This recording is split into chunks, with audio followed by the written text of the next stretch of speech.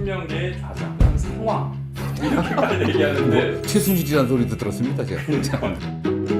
어서 오십시오. 오만정입니다. 네, 반갑습니다. 얼마 전에 이상민 의원 모셔가지고 절친이었던 의원님이 너무 변해요. 다 변했어요. 변하긴 자기가 변하고서 나한테 변했대. 오만정 총선 이슈와 주요 현안을 5분 만에 정리하는 시간입니다. 자, 5분짜리 모래시계를 세팅하도록 하겠습니다.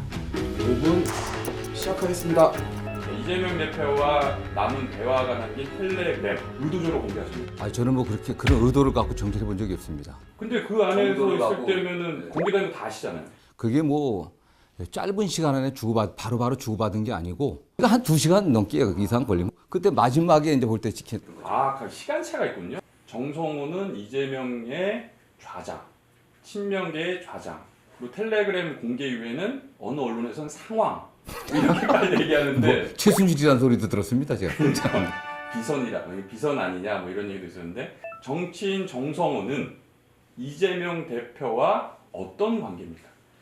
그냥 올해 뭐 정치적 동지, 그냥 뭐 친구 같은 형, 뭐 그런 사이죠. 뭐 옛날에 7년 전에 만났을 때나 지금이나 이재명 대표에 대한 신뢰는 똑같고 또 이재명 대표가 좀 잘 되기를 바라는 그런 마음에서 어떻게 보면 약간 형 같은 그런 또 애정이 있습니다. 지금 이제 자객 공천 논란도 있어요. 네네. 자, 이른바 좌장, 이른바 상황으로서 자객 공천은 실제 합니까? 실시하지 않다고 봅니다. 일단은 뭐 저는 뭐 상황도 아니고 좌장도 아니에요. 왜냐면 이재명계가 없으니까. 국회에서 정성호하고 같이 모여서 밥 먹은 의원도 있나 찾아보십시오. 거의 없습니다. 이재명 친한 의원들 관리하고 이래본 적이 없어요. 그러니까 좌장이라는 말은 전혀 안 맞고 비선도 안 맞고 다만 그 자객 공천과 관련해서는 무슨 공천 시작하지도 않았어요. 이제 예비후보 등록하고 본 공천은 좀 1월 29일부터인가 공천 심사를 하는 것 같은데 누구를 자객이라는 게 누구를 몰래 죽이기 위해서 뭐 암살하기 위해서 보내는 사람을 자객이라고 얘기하지 않습니까? 누가 그런 걸 하겠어요, 그게. 자, 철저하게 민주당 입장에서 볼 때 김건희 여사 리스크를 대통령이나 여당 그리고 여사 본인이 어떻게 대응할 때 아, 민주당이 뒤통수 맞았다 이렇게 생각할 수 있을까요? 뭐 가장 확실한 건 특검 수용이죠.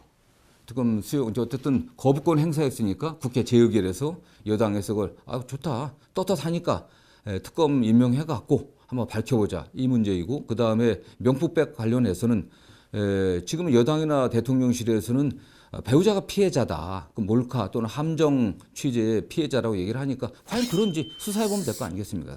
며칠 전 조사에서도 그 양쪽 당대표 직무 수행 평가를 보면 한동훈 위원장은 긍정이 많고 이재명 대표는 부정이 많아요. 어떤 이유 때문인 것 같아요? 뭐 한동훈 비대위원장 같은 경우는 일종의 컨벤션 효과 아니겠습니까? 여전히 컨벤션 효과가 좀 있는 거고 또 최근 같은 경우에는 한동훈 비대위원장이 윤석열 대통령의 오랜 부하 아니겠습니까? 그 다음에 뭐 눈에 넣어도 안 아플 정도의 동생이라고 하는 뭐 그런 평가를 받을 정도로 가까운 분이셨는데 결국 국회에 와서 비대위원장이 또 대통령이 지명한 거잖아요. 결국 대통령의 아바타 역할 또는 대리인 역할을 벗어나지 못할 거다 했는데 최근에 김건희 여사 명품백 관련한 이런 사건들을 처리하는 과정에서 그렇진 않구나.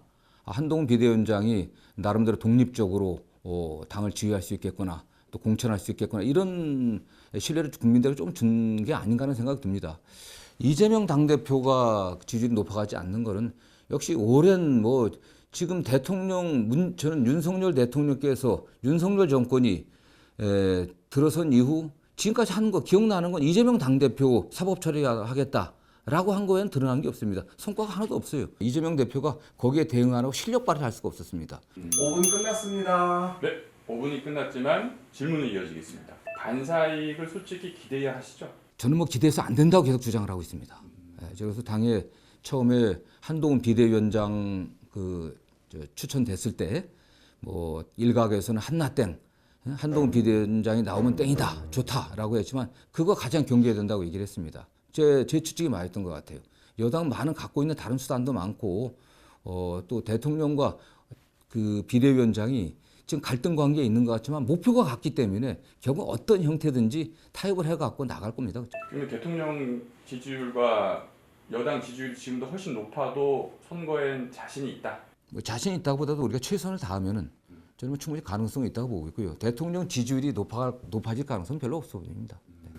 뭐 때문에 그렇게 보시죠? 어쨌든 뭐 아무런 성과가 없기 때문에 그리고 결국에는 대통령 배우자인 그 김건희 여사 명품백이라든가 도이치모터스 사건 관련해 갖고 전 대통령이 확실하게 결단을 못 내릴 거라고 보고 있습니다. 알겠습니다. 여기까지입니다. 말씀 잘 들었습니다. 어떠셨어요? 심각한데 그냥.